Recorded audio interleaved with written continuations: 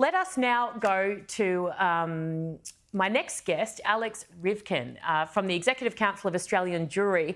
Alex, thank you so much for joining me. My apologies for the start there. My earpiece has come out and I assume we were still in a commercial break. My apologies. What do you make of Myer cancelling its Christmas window?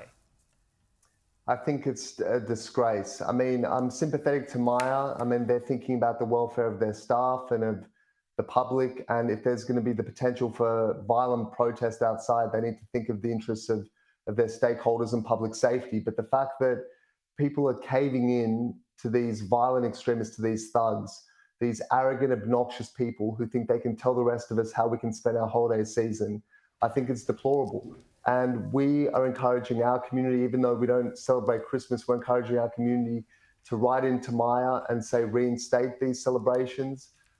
Don't cave into terrorists and thugs and sympathizers. And I think we should draw a line in the sand and say no more. We saw it last year with carols by candlelight being disrupted. We see it perennially, and this will go on for as long as it's allowed to go on. I get the frustration at Myer for kind of caving, but I also see their perspective, Alex, because we've seen what's occurred at other occasions where it has been scary and where people have been hurt. My issue is with leadership who has never really come out and said, we do not tolerate this crap. Whether it be police and whether it be leaders, whether it be political, I just feel like as a country we have never stood strongly enough. Therefore, we are allowing these people to win over and over and over, stopping us from doing things that matter to us. You're absolutely right. And look, we saw it on the steps of the Opera House on October 9. We saw it with the university encampments. When you're dealing with the most extreme, violent elements of society, they will go as far as they're allowed to go. And the only thing they understand is force and strength and principled leadership. And sadly, there's been a lack of that. But I think this is a time when all Australians, both leaders and average Aussies, should rally behind Myer, should notify them, write to them and say, we're with you. We want to see this reinstated and we will back you and support you. Because it's not easy for them to stand up to this sort of thuggery and intimidation. But as I said, if we lose this, who knows what we'll lose after this? We need to stand resolute and say no more of this nonsense.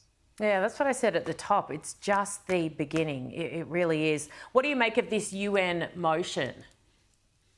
Well, it's part of a long-term shift by this government in moving away from its traditional support for Israel, separating itself from the US position, and not just of the incoming Trump administration, but it's now very much at odds with the Biden administration, which voted against this resolution. And you're talking about resolutions which have been on the books of the UN General Assembly for a long, long time. They're not even related to the October 7 violence and the war that ensued from that.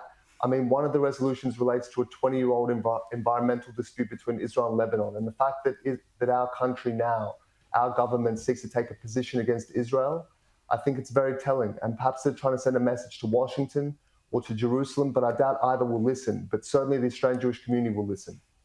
I have a guest on in a little while, Alex, who is Jewish. She's in America. She's very close to Donald Trump. And I made the point to her that almost every single appointment thus far, their stance on Israel would very much align with you, with a lot of other people. Why are we doing this now, particularly when the president-elect of America has come out so strongly the other way? Look, we can only speculate. I mean, the government will say that they're trying to play a constructive role in Middle East peace brokering, but this is the entirely wrong way to go about it. To desert an ally, to desert the democracy in the Middle East, and instead side and do the bidding of the most extreme elements of Middle Eastern society, I think is totally misguided, and it's going to make peace harder to achieve. Others will say it's more cynical, it's more geared towards the election in Australia next year and to appealing to certain constituencies in certain electorates.